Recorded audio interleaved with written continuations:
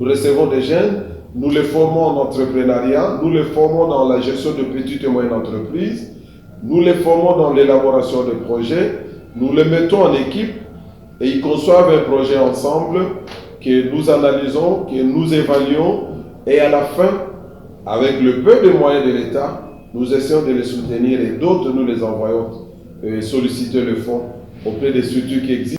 À l'Office national de l'emploi, nous avons un programme qui s'appelle Programme emploi diplômé. C'est un programme du gouvernement qui a été discuté dans les années 96-17 et qui consiste à placer les jeunes dans des entreprises pour un stage professionnel. Parce que comme vous le savez, un stage professionnel, même de 6 mois, compte pour un premier emploi. Donc vous pouvez vous prévaloir de ça, arriver dans une entreprise et vous dites j'ai déjà fait un stage à tel endroit, l'entreprise sera en confiance. Et parfois même c'est l'entreprise qui vous a pris en stage professionnel qui peut vous engager si vous avez montré des performances. Nous avons des cas dans les banques, des jeunes qui sont allés là-bas, que nous avons placés dans les stages et qui ont trouvé de l'emploi dans les hôtels, dans les services de tourisme. Donc, il y a beaucoup de chances quand vous faites un stage professionnel d'être retenu et de travailler.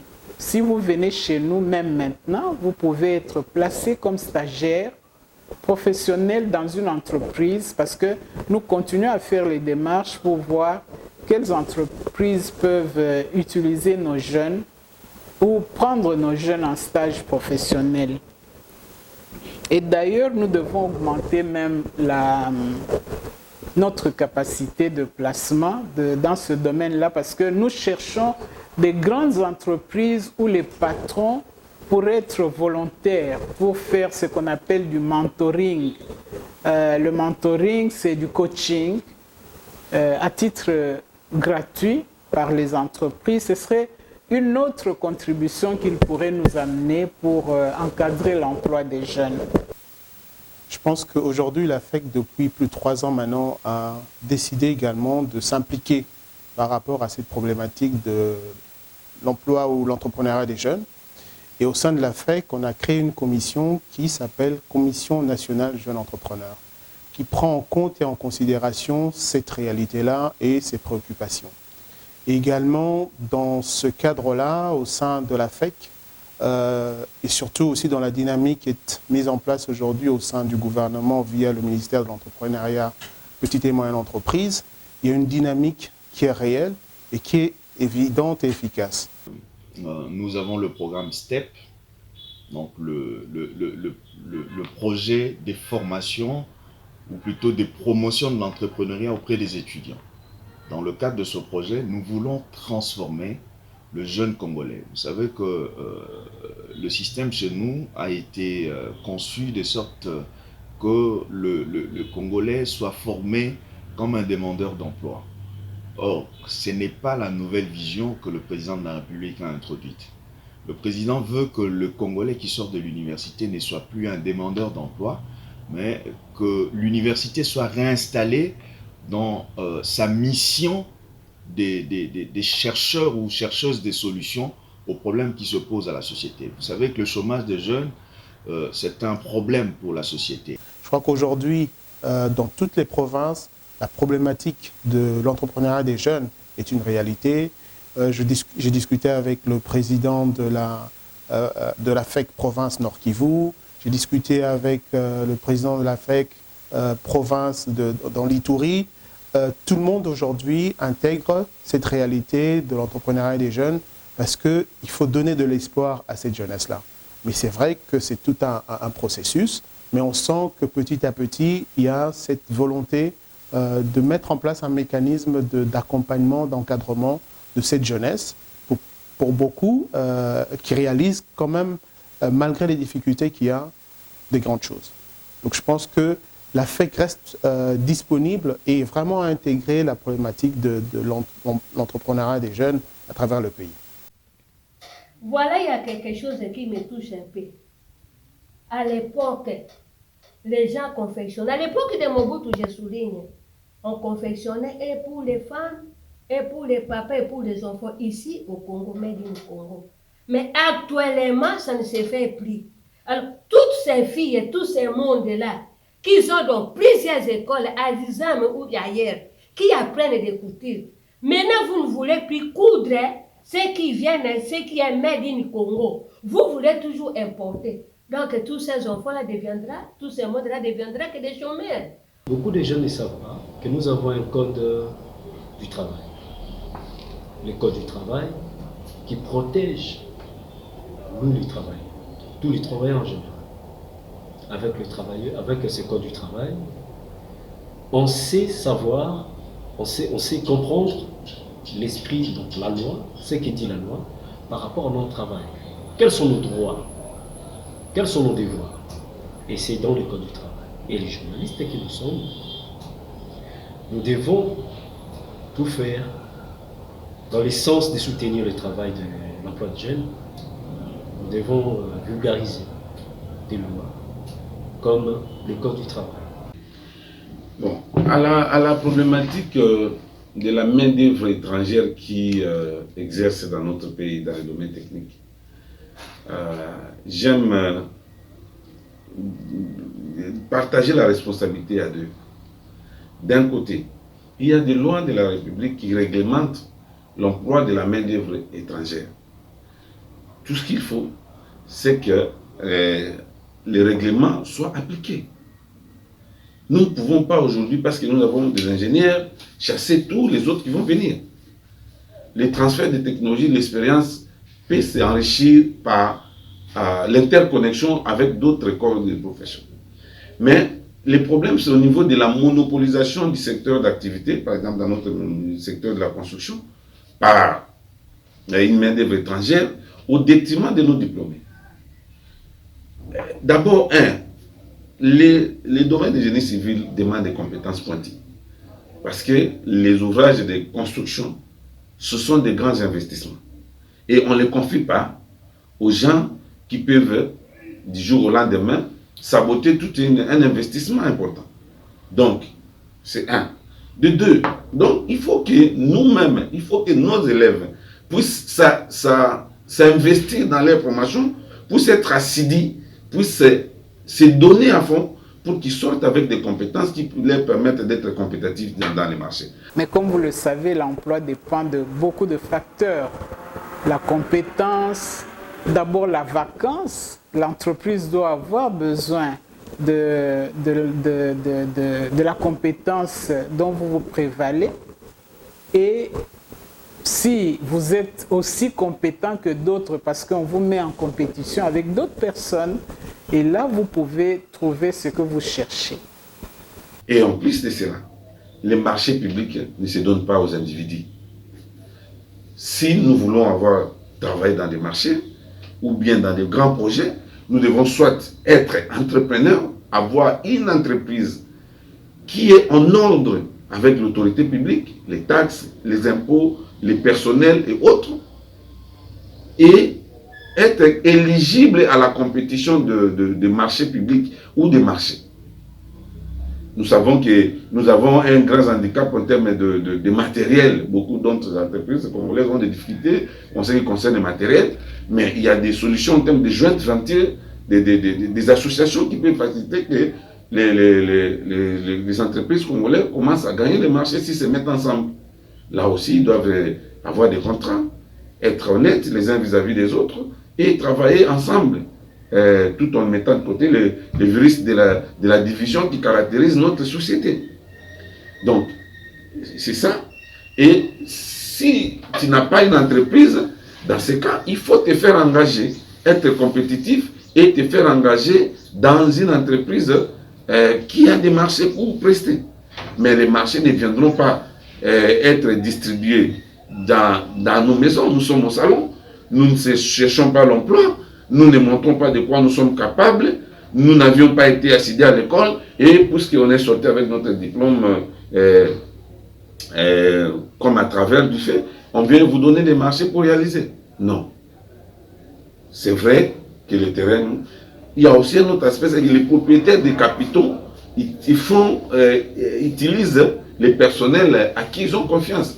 Mais pour que nous puissions mériter cette confiance, nous devons faire preuve. Nous devons être compétents, nous devons être sérieux, nous devons être appliqués et nous devons nous mettre dans des conditions d'être éligibles au marché. Soit en tant qu'expert, soit en tant qu'ingénieur, soit en tant qu'entrepreneur. C'est d'abord la question de se qualifier. La question de la confiance, nous pourrons la réclamer à corps et à cri, mais aussi longtemps que nous ne faisons pas preuve du contraire de ce qu'on reproche à nos aînés, de ce qu'on reproche à ceux qui ont construit avant nous, qui ont fui avec l'argent de l'État, qui ont abandonné les chantiers inachevés. Si nous ne pouvons pas démontrer le contraire, on ne nous fera pas confiance. La confiance viendra de la compétence, de la compétitivité, du sérieux et de notre engagement personnel. Et donc, pour les jeunes qui sont dans les universités, le gouvernement a mis en place ce programme pour vous permettre, là je vous parle directement, de ne plus être simplement des demandeurs d'emploi, mais vous pouvez être des créateurs d'emploi. C'est vrai que nous n'y allons pas de manière béate en pensant que tout le monde qui sort de l'université va créer une entreprise, parce qu'en même temps, l'entrepreneuriat, c'est un domaine très complexe qui demande certains atouts qui ne s'acquièrent pas de manière naturelle. Et voilà pourquoi la formation constitue un volet important de ce projet. On parle beaucoup des appuis en subvention, mais ce n'est pas la subvention qui est le problème principal. Même lorsque nous avons mené des études pour la mise au jour de la stratégie nationale de développement des PME, on avait identifié à l'époque 6 à 7 contraintes comme étant les principaux freins au développement économique. Parmi ces contraintes-là, la contrainte majeure, c'était la formation. Difficultés que nous rencontrons. Première difficulté, c'est au niveau de financement. Nous avons un budget dérisoire. C'est la question de l'emploi des jeunes. C'est question de vérifier dans le budget de l'État ce qui est alloué sur la question de l'emploi des jeunes. Même pas 0,5%. Même pas 0,5%. Nous avons toutes les stratégies, nous avons tous les projets capables de créer 2 millions d'emplois l'an en RDC. Mais la taille du marché du travail est trop étroite en République démocratique du Congo. Et même, elle est trop étroite. Il faut dire que la taille est trop étroite. Il n'y a pas assez d'entreprises pour un territoire de 2 345 410 km². Vous avez à peine quelques entreprises de grande importance ou de grande valeur. Et puis, et même lorsque ces entreprises arrivent sur place, ils ne rencontrent pas une main-d'œuvre qui réponde à leurs exigences. Et donc, c'est ce qui crée de plus en plus le chômage de masse dans notre pays. Et c'est là où nous avons plaidé qu'on essaie de multiplier des structures de financement de petites et moyennes entreprises des jeunes. Il ne faut pas simplement crier le chômage des jeunes, l'emploi des jeunes, mais il faut mettre aussi des structures. Je me rappelle en 2013, nous avons bousculé le gouvernement jusqu'à créer le FNM, le Fonds national de microcrédit, qui en ce jour, je me demande qu'est-ce qu'il est devenu. Qu'est-ce qu'il est devenu ce fonds? Qu'est-ce qu'il est devenu? Il a été créé pour travailler ensemble avec nous. Et je pense que ça, c'est un défi. Et le gouvernement également, via d'autres structures, notamment, on a créé récemment le FOGEC, qui est le Fonds de garantie de l'entrepreneuriat au Congo. Il y a, dans le cadre aussi de la problématique liée à la sous-traitance dans le secteur privé, on a créé l'autorité de régulation de la sous-traitance dans le secteur privé. Il y a également aussi des agences comme l'ANAPI, l'Agence nationale pour la promotion de l'investissement. Tous ces artifices-là sont mis en place pour permettre à ce que l'entrepreneuriat ou les jeunes puissent bénéficier d'une certaine dynamique. Et là, pendant qu'on parle, il y a un texte de loi qui est en cours de discussion au niveau du Parlement pour mettre en œuvre des textes de loi qui encourageraient également les jeunes à se lancer dans l'entrepreneuriat. Il faut créer de nouveaux emplois, il y a des stratégies pour ça, Il faut maintenir les emplois qui existent, les développer, afin que ces emplois deviennent des emplois décents dont les gens sont réellement bien payés. Il faut également la vraie réforme de l'administration publique. Quand on parle de la réforme de l'administration publique, je me dis, mon Dieu, depuis quelle année on a retouché les cadres organiques de notre administration? Le vrai cadre organique. Il y a tellement de besoins qui nécessitent la création de nouvelles administrations et la transformation d'autres. Et parmi les stratégies, il faut créer le Fonds national de solidarité du chômage. Ce fonds, on retirerait à la source, sur les salaires de nous tous, $1 et nous aurons pas moins de 30 millions de dollars le mois qui vont permettre de financer les jeunes. Parmi les stratégies, il y a l'INSS. Mais l'INSS, combien de Congolais à la fin du mois, leur argent entre? Combien?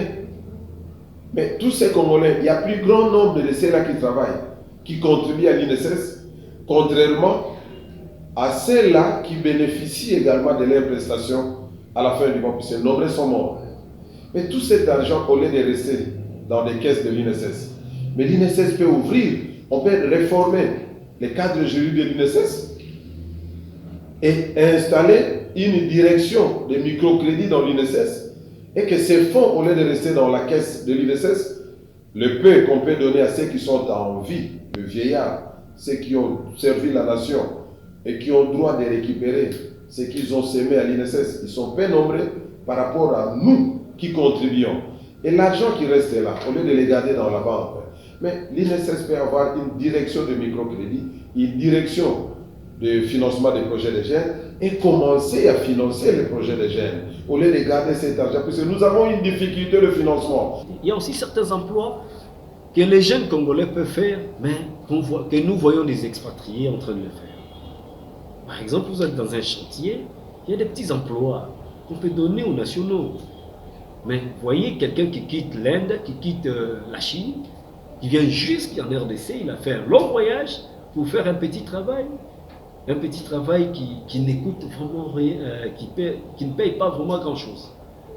Alors, cela fait que les jeunes, nous, les jeunes Congolais, ont des difficultés maintenant pour trouver de l'emploi. Nous avons des mécanismes pour protéger les emplois, et des jeunes et des vieux. Les emplois des jeunes, surtout les primos, pour ceux qui demandent l'emploi pour la première fois, nous avons d'abord la Constitution qui exige que tout Congolais puisse trouver du travail dans sa terre natale, selon ses capacités. Et puis, il y a des mécanismes d'encadrement, des arrêtés ministériels qui donnent toute une liste des emplois qu'on ne peut pas donner aux expatriés, aux étrangers.